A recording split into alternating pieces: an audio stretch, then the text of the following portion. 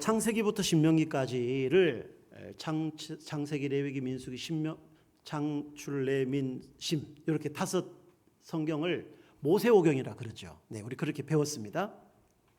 거기에 내용에 보면은 이스라엘 백성들이 가나안을 출발해 가지고 이 애굽 땅을 출발해서 가나안까지 도착하는 모든 여정을 거기에 다 담아 놓았거든요. 그런데 하나님께서 그 가나안 땅에 들어가기 바로 직전에 모세를 통하여 하나님의 어떤 말씀, 하나님의 메시지를 이제 그들이 전달받게 되는데, 이 하나님의 말씀, 창세기, 출애굽기, 레위기, 민수기, 신명기의 말씀을 들으면서 가장 첫 번째 들었던 이스라엘 백성들이 과연 어떤 느낌을 받았을까? 이 말씀을 듣고 무슨 생각을 했을까? 저는 그것을 한번 생각을 해봤어요. 왜 우리에게 지금 이 시점에 이 말씀을 주시는 걸까? 돌이켜 이렇게 생각을 해봤을 때 분명히 하나님께서 이스라엘 백성들을 향하여 던져주시는 말씀이 있었다는 거죠. 그 말씀이 이제 신명기에 나올 텐데, 보통 학자들이 그렇게 말하더라고요. 이집트에서 가나안 땅으로 들어가는 그 거리를 측정해 보니까 아무리 늦어도 40일이면 들어간대요. 그런데 이스라엘 백성들이 40일은커녕 40년이 걸려서야 가나안 땅으로 들어가게 되었다는 것이죠. 왜 이스라엘 백성들이 광야를 지나서 가나안 땅으로 바로 들어가지 못하고 왜 중간을 뱅뱅뱅뱅 그렇게 돌았냐 하는 것이죠. 그 이유를 하나님께서 이렇게 말씀해 주셨습니다. 우리 신명기 8장 2절 3절 여기에 답이 있는데 같이 한번 읽어보겠습니다. 같이 시작. 네, 하나님 여호와께서 나와요? 안 나와요. 네, 이제 나오나요? 안 나와. 제가 그럼 읽어드리겠습니다.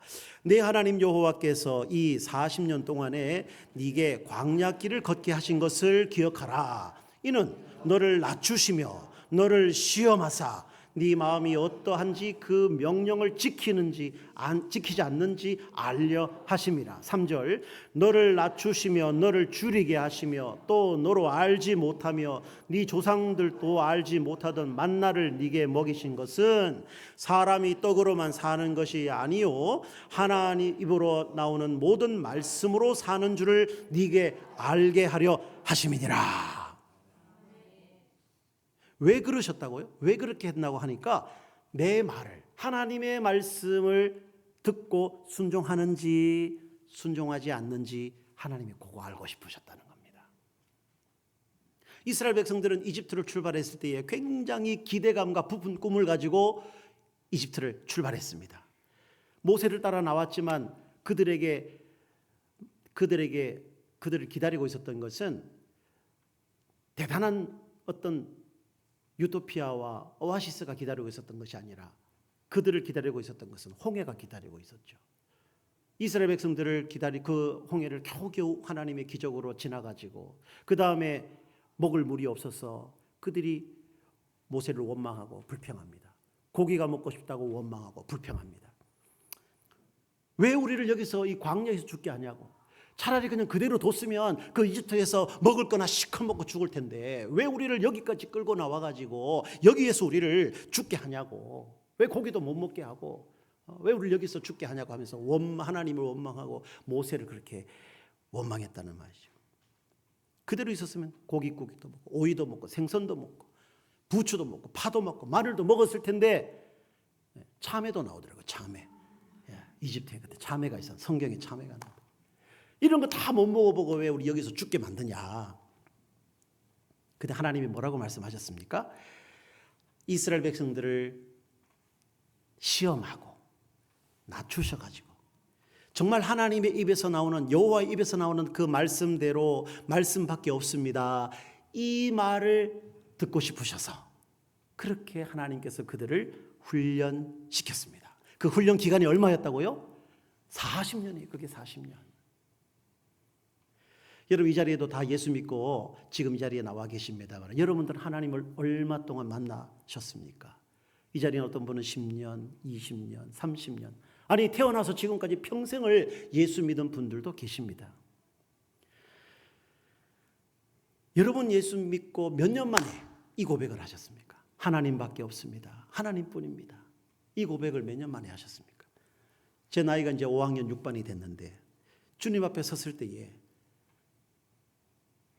주님이 물으신다면 내가 딱 한 가지 하나님 앞에 고백할 수 있는 그 말이 뭐냐고 묻는다면 저는 이렇게 고백하고 싶어요. 모든 것이 다 하나님의 은혜였습니다. 모든 것이 다 하나님의 은혜였습니다. 이것밖에 하나님 앞에 더 고백할 것이 있겠는가? 저는 그렇게 생각해 보았습니다. 하나님의 은혜가 아니면 저는 오늘 이 자리에 설 수도 없는 사람이었습니다. 하나님은 기다리신 거죠. 이 고백이 있을 때까지 이 고백을 듣고 싶으셔서 이스라엘 백성들을 뺑뺑이 광야 생활을 40년 동안 돌리셨다고 하는 사실입니다. 여러분 이 땅에 사시면서 여러분들이 받으신 축복, 하나님의 축복 여러 가지가 있죠. 그 가운데 가장 큰 축복이 무엇입니까? 가장 큰 축복. 저는 이렇게 믿습니다. 다른 복도 많은데 가장 큰 복을 하나 이야기하라면 저는 예수 믿고 천국 가는 것이 가장 큰 복이라고 믿습니다. 예, 동의하시죠? 네.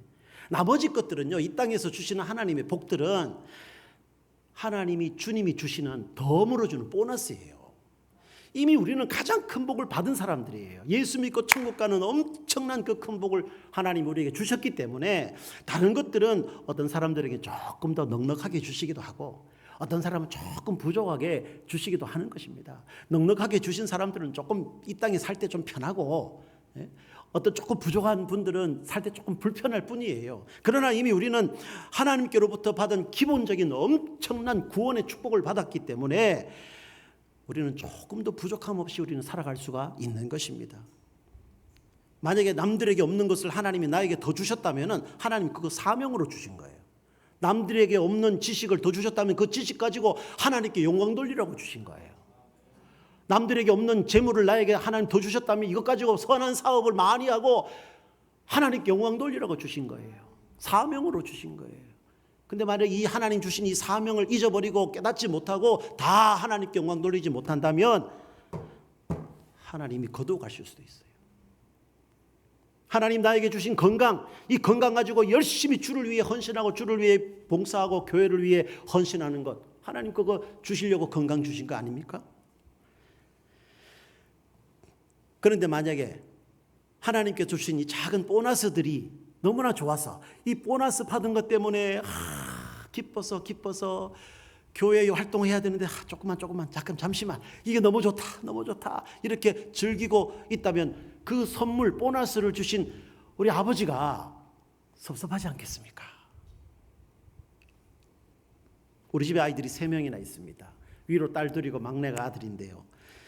제가 이제 한참 우리에 계시는 홍 목사님도 계시고 오늘 사회 보신 우리 목사님도 계시는데 젊을 때 한참 이제 뭐 한 30대 초반 중반 다 교회 사역을 섬기고 했는데 이제 신방을 갔다가 집으로 돌아오면서 아이들이 좋아하는 과자나 이제 빵을 이렇게 사들고 봉지에 들고 이렇게 이제 갑니다.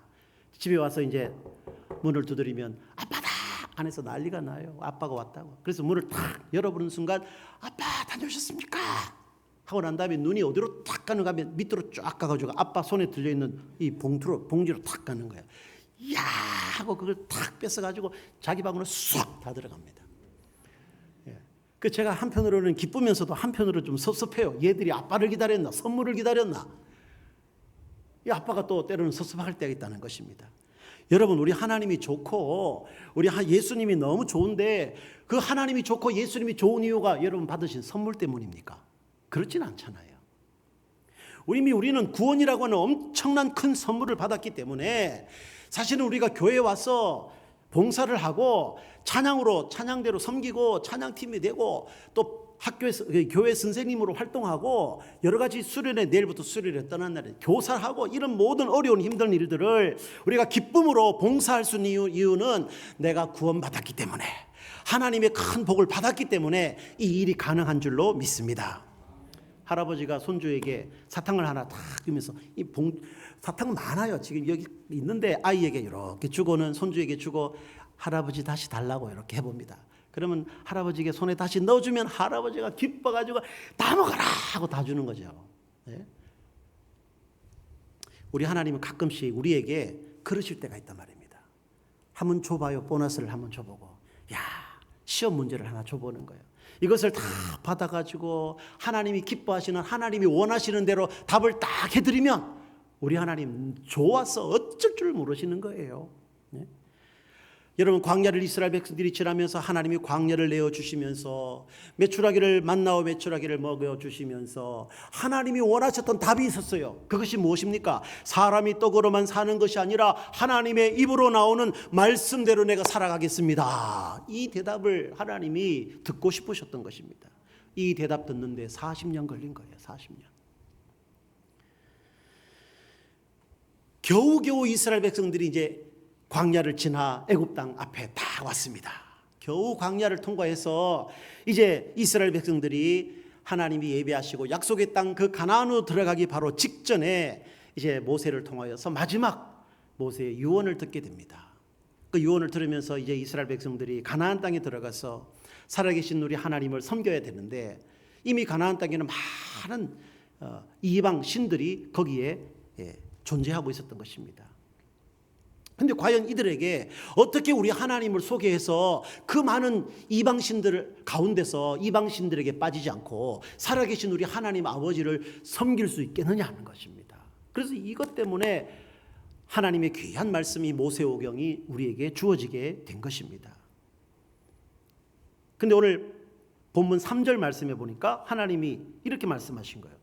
빛이 있으라, 이렇게 말씀하신 거예요. 하늘과 땅을 만드신 우리 하나님께서 빛이 있으라 하시니 그 다음에 그 대답이 어떻게 됐습니까? 말씀하신 그대로 되었더라 그런 거예요. 말씀하신 대로 된 거예요. 여러분, 이것을 가리켜서 뭐라고 표현하냐면 왕의 명령이라고 표현합니다.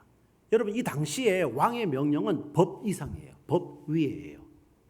그래서 왕의 명령은 그대로 그냥 되는 것입니다. 가나안 땅에 여러분도 어떤 신들이 있었습니까? 여러분이 잘 아는 대로 바알신, 아세라신, 그리고 아스다롯, 바알볼, 여러 신들이 거기에 존재하고 있는데 이 신들이 태양을 주관하고 바람을 일으키고 바다를 잠잠하게 하고 이런 모든 각자의 신들의 역할이 있었던 것입니다. 그런 가운데서 이런 이방신들 우상이 득실득실되는 이곳에서 가나안 땅을 이제 막 통과해서 나온 이 이스라엘 백성들이 섬겨야 할, 살아가면서 섬겨야 할 우리 하나님은 과연 어떤 하나님이실까? 궁금했지 않겠습니까? 그래서 그들에게 우리 하나님이 어떤 하나님이냐 하면 빛이 있으라 할 때에 빛이 그대로 생기는 이런 하나님이라는 사실을 모세가 오늘 이 말씀을 통해서 우리에게 말씀해 주시는 것입니다. 그렇습니다. 우리 하나님은 말씀 한마디에 그대로 그 말씀대로 이루시는 하나님이신 줄로 믿으시기 바랍니다. 근데 오늘 그 말씀을 아주 재밌고 묘하게 이렇게 기록을 했습니다. 자, 1장 4절 보시면 빛이 하나님이 보시기에 좋았더라. 하나님이 보시기에 좋았더라 그랬어요. 그래서 오늘 이 말씀이 우리 하나님이 도대체 어떤 분이신가를 알 수 있게 만드는 아주 귀한 말씀이 되어지는 것입니다. 첫 번째로 우리 하나님은 어떤 하나님이신가? 보시는 하나님이에요. 보시는 하나님. 창세기 1장을 통해서 우리에게 강조하고 또 강조하는 말씀이 있는데 그것은 바로 하나님이 우리를 보시는 하나님으로 그렇게 말씀을 하고 있습니다. 여러분, 창세기 16장에 가면은 아브라함의 가정의 모습을 우리가 잠시 볼 수가 있습니다. 아브라함의 아내 사라가 아무리 기다려도 후손이 없는 거예요. 다음 세대가 태어나지 않는 겁니다. 아기가 생기지 않습니다. 백방 노력을 했겠지요. 그런데 안 생기는 걸 어떡합니까? 그래서 자기의 몸종이었던 이 하갈을 자기 남편을 위해서 결혼시켜 줍니다. 이 하갈은 주인 아브라함 품에 들어가자마자 바로 덜컥 아기가 생겨버렸습니다. 이 하갈의 몸에 아기가 생겼다고 하는 것을 느끼자마자 자기의 원래 여주인이었던 이 사라를 미워하기 시작했습니다. 그러니까 사라가 가만히 있겠습니까? 용서할 수 없죠. 그래서 성경에 보니까 하갈을요 학대를 했대요. 하갈을 학대를 했대요. 어떤 학대를 했는지 알 수 없습니다만 그 임신한 몸으로 이 자기 여주인 사라의 그 학대를 이기지 못해서 이 하갈은 도망가게 됩니다. 자, 피해서 임신한 몸으로 도망가는데 도망을 가다가 광야샘 곁에서 여호와의 사자를 만나게 됩니다. 여호와의 사자를 만나서 여호와의 사자가 뭐라고 하니까 다시 돌아가라는 겁니다. 여주인에게로 돌아가라는 겁니다. 그래서 하갈이 돌아가면서 한마디 고백을 해요. 하나님을 향해서 고백을 합니다. 그 고백하는 말씀이 창세기 16장 13절 말씀입니다. 같이 보이면 같이 읽겠습니다. 시작. 하갈이 자기에게 이르신 여호와의 이름을 나를 살피시는 하나님이라 하였으니 이는 내가 어떻게 여기서 나를 살피시는 하나님을 배웠는고 함이라. 우리 하나님은 나를 살피시는 하나님이라는 거예요. 엘로이. 얼마나 우리 하나님이 우리에게 그렇게 말씀하셨는지를 우리에게 말씀해 주시는 거예요. 여러분, 가나안 땅의 모든 종교들은요, 신을 찾아가는 종교입니다. 사람들이 신을 찾아가요. 신의 이름을 부르고 신의 이름을 부르고 또 부릅니다. 아무런 신이 응답하지 않으면 더 소리를 질러서 신을 깨워야 됩니다. 그래도 신이 응답하지 않으면 어떻게 하냐면 정성을 다해서 신을 부릅니다. 정성을 다해도 신을 부르지 않으면 칼로 자기 몸을 상합니다. 자기의 몸을 상해하면서 피를 보여주면서까지 신을 깨워서 신을 감동시키려고 그렇게 하는 것입니다. 여러분, 그래도 신이 응답이 없다. 그럼 자기의 자녀를 불 가운데로 지나가게 합니다. 그렇게 해서 인신매매, 그러니까 인신 제사를 드리면서 신의 응답을 기다리려고 하는 것입니다. 그런데 우리 하나님은요, 어떤 하나님이신가 하면은 우리를 찾아오시는 하나님으로 그렇게 성경은 말씀하고 있어요. 직접 우리 인간을 찾아오셔서 나를 살펴보시고 나를 친히 보시는 하나님으로 그렇게 우리에게 말씀하고 있는 것입니다. 두 번째는 우리 하나님은 어떤 하나님인가? 우리 하나님은 선과 악을 구별하시는 하나님으로 우리에게 말씀해 주십니다. 여러분, 창세기 1장을 가만히 읽어보시면 보시기에 좋았다라는 이 말씀이 7번이나 나옵니다. 여러분, 그 짧은 한 장, 창세기 1장 한 장에 보시기에 좋았다는 단어가 7번이나 나오는 거예요. 1장 4절에도 빛이 하나님이 보시기에 좋았더라. 1장 10절에도 하나님이 보시기에 좋았더라. 12절에도 하나님이 보시기에 좋았더라. 18절도 하나님 보시기에 좋았더라. 21절도 보시기에 좋았더라. 25절도 하나님 보시기에 좋았더라. 31절에는 보시기에 심히 좋았더라. 이렇게 말씀하시면서 하나님은 우리를 보시는데 좋은 것을 보시는 하나님이에요. 좋은 것을 보시는 거예요. 여러분, 우리 하나님은 저와 여러분들의 좋은 것을 보고 계시는 것을 믿을 수 있기를 바랍니다. 여러분, 대한민국, 한국과 중국이 다른 것도 물론 뛰어난 건 많지만 무엇으로 지금 세계를 깜짝 놀라키고 있냐면요, CCTV예요. CCTV. 감시 카메라가 최첨단을 달립니다. 중국과 우리 한국이. 가장 발달한 나라가 한국과 중국이에요. 여러분, 길에서요, 돈 뭉치가 떨어져도 함부로 주워갈 수가 없습니다. 다 보고 있습니다. 화장실에 시계 일을 놔둔 것도요, 아니면 전화기를 놔둔 것도요, 절대로 가져가지 않습니다. 다 체크합니다. 휴지도 함부로 못 버립니다. 다 발견됩니다. 그래가지고 이 교회에도 지금 카메라가 몇 대입니까? 카메라. 예, 물론 저를 비추는 카메라도 있지만 여러분이 내 코로 콧구멍 휘비는 거 다 보입니다. 안 봤어요, 그렇지? 주보에 낙서하는 거 다 볼 수 있습니다. 왜? 카메라가 여러분 다 볼 수 있는 거예요. 근데 여러분, 교회에서 여러분이 헌신하고 봉사하고 여러분이 교회를 향해서 섬기는 그런 모습들을 우리 하나님이 다 보고 계시는 것입니다. 아무도 모르게 내가 구제했던, 아무도 모르게 내가 선교하고 아무도 모르게 선한 일을 했던 것, 하나님이 그거 다 보고 계신 거예요. 여러분, 교회 일하다가 낙심이 되고 교회 일하다가 시험에 드는 이유가 뭔지 아세요? 나는 열심히 일하는데 우리 목사님이 날 몰라준다는 거예요. 아니, 목사님도 사람인데 모를 수 있죠. 모를 수 있습니다. 그런데 여러분, 기억하십시오. 우리 하나님은 아무도 모르게 했던 것을 다 보고 계시는 하나님이셨던 것입니다. 나를 본다고 하는 그 하나님의 시선이 느껴질 때, 나를 보고 계신다고 하는 그 하나님의 시선이 느껴질 때 바로 하나님의 역사가 일어나게 되는 것입니다. 초등학교 때 저희 어머니 몸이 불편하시다 했잖아요. 운동에 하거나 체육 운동을 할 때에 어떻게 아시고 어머니와 아버지가 함께 나를 보고 계신다는 사실을 딱 느껴질 때 어디서 그런 힘이 나왔는지 달리기도 잘하고 줄도 잘 서고요. 친구들하고도 막 친하게 지내고 막 이런 모습을 보여준다고요. 왜? 엄마가 나를 보고 있다니까. 엄마가 나를 보고 계시니까. 하나님이 나를 보고 계신다고 하는 그 시선이 느껴질 때 저와 여러분들은 놀라운 하나님의 기적과 하나님의 역사를 일으키게 될 줄로 믿습니다. 주님의 시선이 느껴지는 순간 이 제자들 교회는 완전히 달라지게 될 줄로 믿습니다.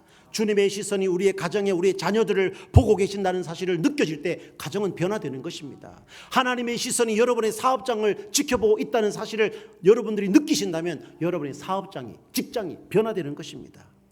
우리가 드리는 이 예배가 우리만 드리는 것이 아니라 하나님이 지금 이곳에 함께 하시고 우리를 보고 계신다는 사실이 느껴질 때 이 예배를 드리는 것을 주님이 보고 계신다는 걸 느낄 때에 놀라운 우리 찬양이 달라지게 될 줄로 믿습니다. 성경에 나와요. 여러분 히브리서 2장 12절 말씀 읽어보겠습니다. 히브리 2장 12절 말씀 같이 시작. 이르시되 내가 주의 이름을 내 형제들에게 선포하고 내가 주를 교회 중에서 찬송하리라. 네. 그런데 여러분 이 말씀을 그냥 읽으면 이해가 안 돼요. 근데 제가 하나씩 풀어보겠습니다. 내가 주의 이름을, 이게 주의 이름이 누구냐면 바로 예수님이에요. 내가 주의 이름, 예수님이 내가가 주예요. 내가 주예요. 주님이에요. 내가 주님이 주의 이름을 불렀대요. 그럼 누구이시겠습니까? 하나님이시죠. 그러니까 예수님이 하나님의 이름을 내 형제들에게 선포하고 내가 예수님이 주를 하나님을 교회 중에서 찬송하리라. 이 말씀이에요. 그러니까 우리가 부르는 이 찬양을 우리만 부르는 것이 아니라 예수님도 이 자리에서 우리와 함께 하나님을 향하여 찬양을 함께 하고 있다는 사실입니다.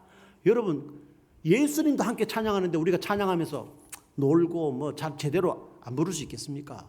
예수님이 함께 찬양한다는데 우리의 찬양이 달라질 수밖에 없는 것입니다. 중고등부나 아니면 주일학교 때 여러분 예배 드리는데 담임 목사님이 몰래 살짝 들어가서 뒤에서 싹 지켜보는 것을 우리 아이들이 모를 때는 막 장난치고 하다가 뒤에 누가 보고 목사님이다 하면 다들 자리를 자세를 고쳐 잡고 목사님 선생님도 자세가 달라지고 우리 주일학교 학생들도 자세가 달라지는 거예요. 왜? 목사님이 우리를 보고 계시니까. 여러분 오늘 우리 제자들 교회가 이렇게까지 성장하고 이렇게까지 부흥하고 이렇게까지 주님 사랑하는 성도님들이 이 자리에 있을 수 있었던 것은 바로 주님이 우리를 보고 계신다는 이 주님의 시선이 느끼는 분들이 점점 더 많아져서 이만큼 성장하게 된 줄로 믿습니다.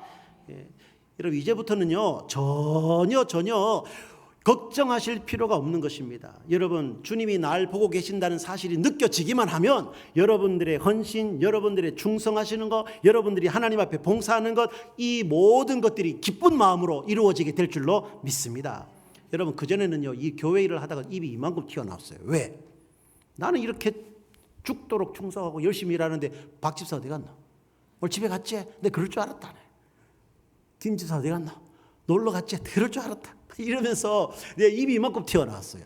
그런데요 주님이 나를 보고 계신다는 그 시선이 느껴질 때, 주님이 나를 보고 계신다는 그 시선이 느껴질 때 완전히 우리의 마음이 달라져요. 누가 보든지 안 보든지 상관없이 그저 찬송하면서 웃음을 지으면서 기쁜 마음으로 이 주님의 일을 할 수 있게 되는 것입니다.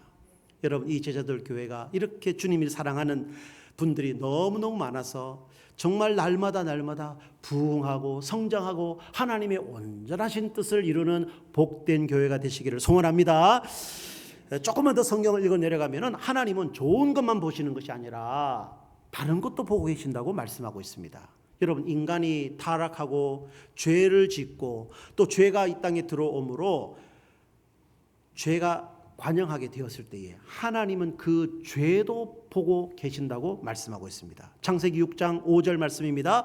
여호와께서 사람의 죄악이 세상에 가득함과 그의 마음으로 생각하는 모든 계획이 항상 악할 뿐임을 보시고, 그 다음에 11장 5절 말씀에도 여호와께서 사람들이 건설하는 그 성읍과 탑을 어떻게 하셨어요?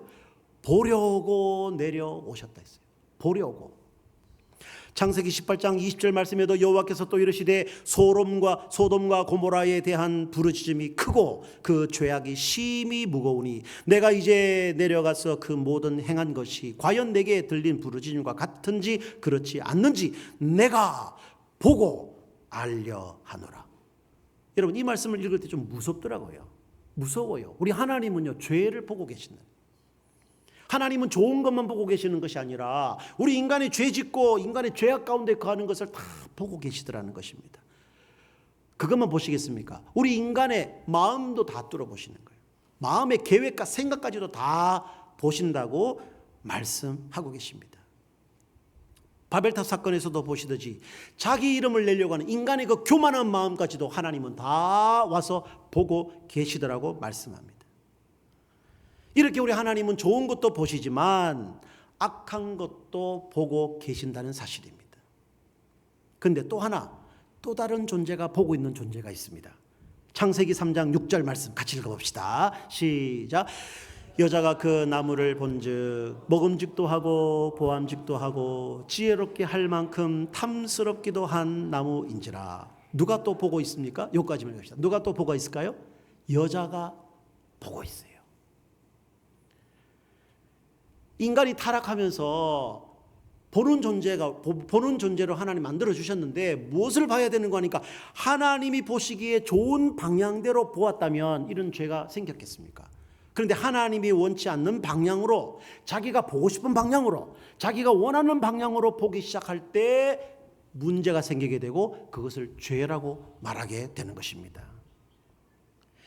하나님께서 동산 중앙에 선과 악을 알게 하는 나무의 열매를 먹지 말라고 금하셨는데 자기 입장에서 보니까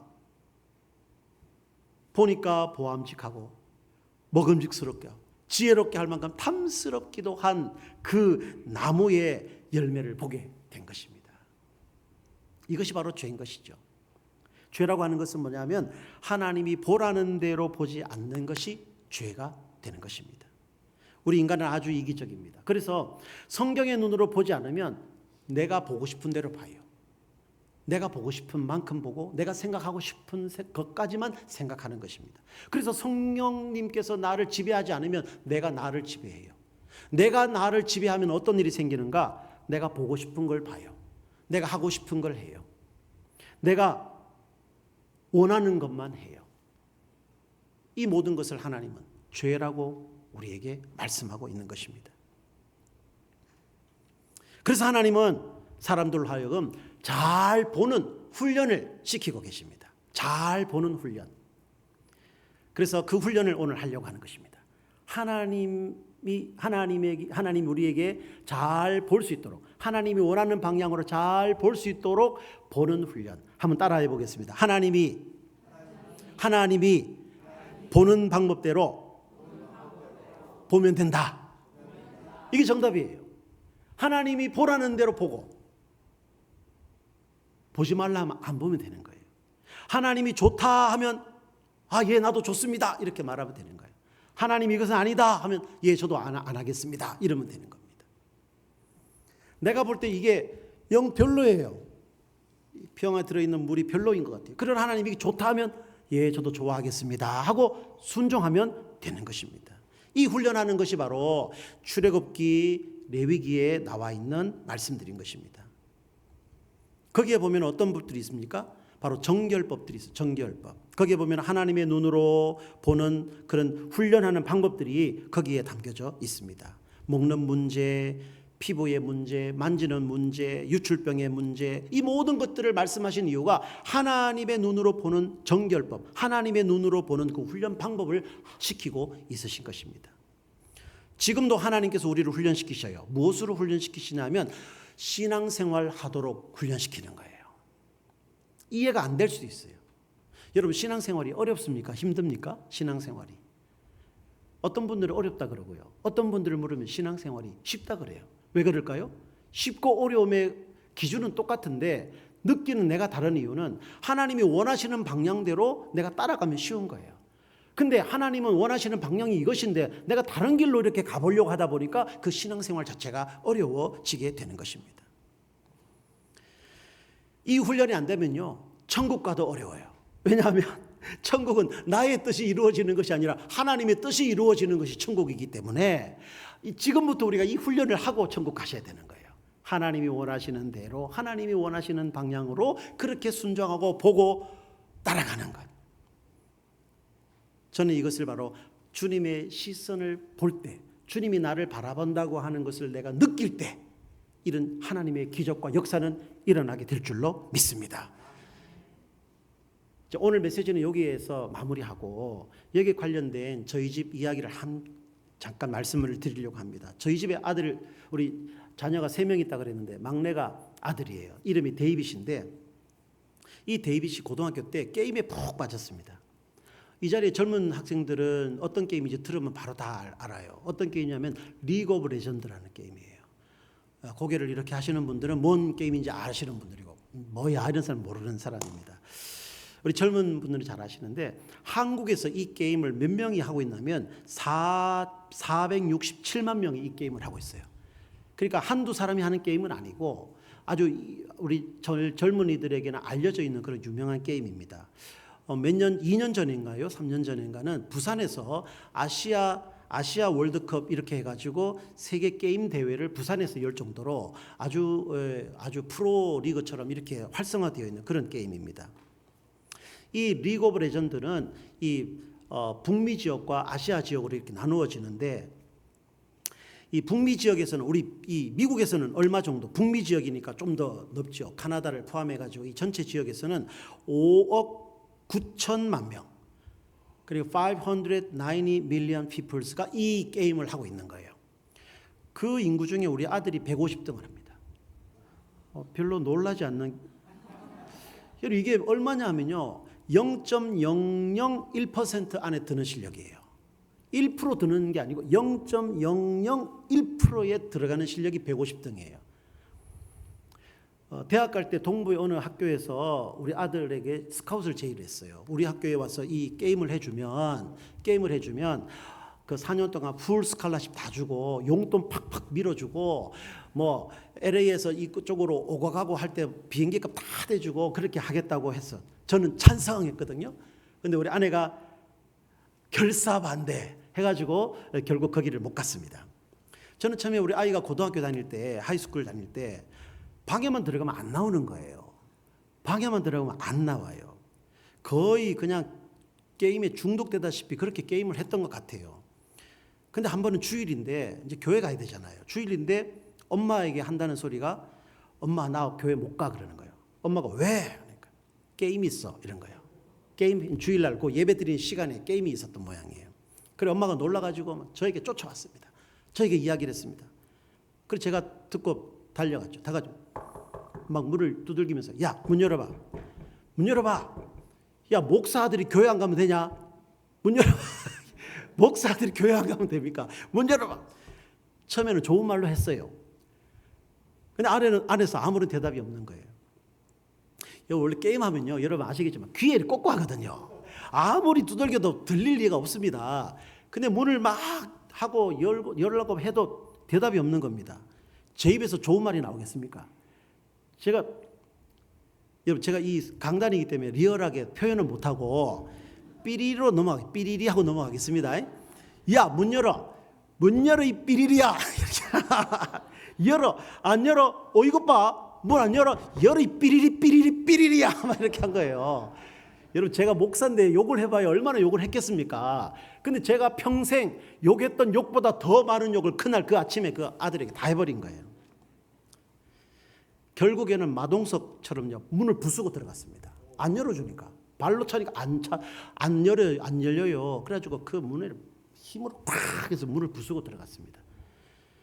그래 이 주먹을 잡고 맥살 딱 잡고 했더니 눈을 똑바로 쳐다보는 거예요. 눈 깔아 왜 우리는 딱 보면 눈을 잘못했으면 눈을 이렇게 내려야 되잖아요. 애들이 눈을 쳐다보는 거예요. 이게 바로 이 문화 차이인 것 같아요. 우리는 잘못했으면 그냥 고개 푹 숙이고 잘못했습니다. 이게 잘못했다는 표시인데 여기 있는 아이는 그냥 앞에서 말하는 사람을 똑바로 쳐다봐야 돼. 이게 문화인 거예요.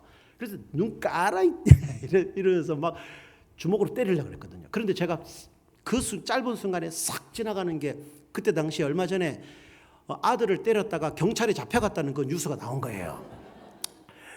제가 한번 때렸다고 우리 아이가 눈이 돌아가지고 신고해버리면 제가 또 LA에 목회하는 강모 목사가 뭐 경찰에 잡혀 이런 얘기가 또 나올까봐 결국 때리지는 못하고 그래가지고 그냥 막 밀치고 막 이렇게 눌러놓고 막 이렇게 이제 했던 거예요.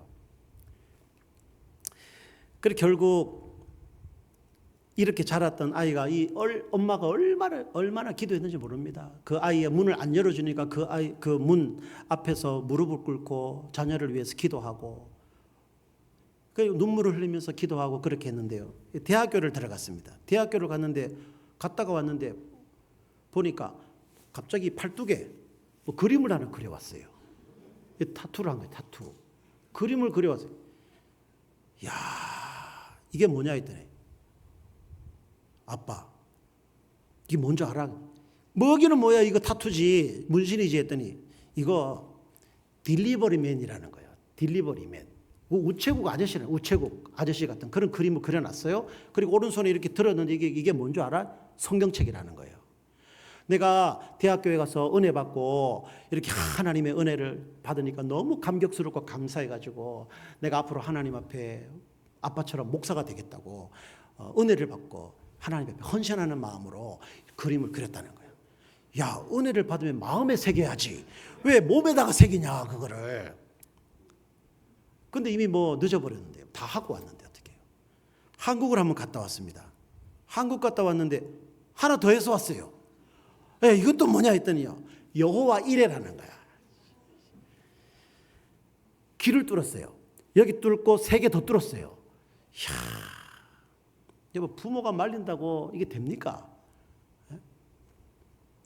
그런데요. 이런 자녀도 하나님이 그를 보고 계신 거예요. 하나님이 보고 계셨어요. 결국 그를 만나시고 그를 붙드셔서 아빠처럼 목사가 되겠다고. 여기 미시시피 그쪽에 있는 그 웨스트민스터 신학교에 들어가겠다고. 지금 열심히 기도하고 성경 읽고 준비하고 지금 우리 교회에서 제가 전도사로 원래 임명을 했습니다. 그래서 찬양 사역하고 드럼 치고 이렇게 봉사하고 하는데 제 마음은 그래요. 부모의 마음으로는 왜 이걸 이렇게 하냐. 그런데 그는 그 마음을 하나님께 드리고자 하나님의 받은 은혜를 이렇게 표현한 거예요. 여러분, 때로는 하나님은 우리가 이해할 수 없는 방법대로 우리는 그들을 보지만 하나님은 그들을 지금도 보고 계셔서 잠시 동안 우리 아이들이 잠시 바깥 세상으로 잘못된 길로 벗어난 것 같지만 그러나 하나님이 그를 보고 계시고 하나님이 그를 지켜주신다면 언젠가는 그들은 어머니의 기도를 듣고 반드시 돌아오게 될 줄로 믿습니다. 저는 그걸 확실히 믿어요. 우리 하나님은 우리 가정을 지켜보고 계셨고 우리 자녀를 지켜보고 계셨고 이 아빠가 제대로 목회도 잘 못하는 이 아빠를 보고 아빠처럼 목사가 되겠다고 우리 아들이 아버지의 대를 이어서 목사가 되겠다고 이렇게 헌신하는 그 헌신이 그냥 됐겠습니까? 바로 하나님이 그를 보고 계셨기 때문에 그렇습니다. 저와 여러분들이 함께 선한 일을 하고 좋은 일을 할 때에 낙심이 됩니다. 그러나 여러분 낙심하지 마십시오. 왜? 하나님이 보고 계시기 때문입니다. 이것까지 아무도 모르게 이 힘든 일을 누가 알까? 아닙니다.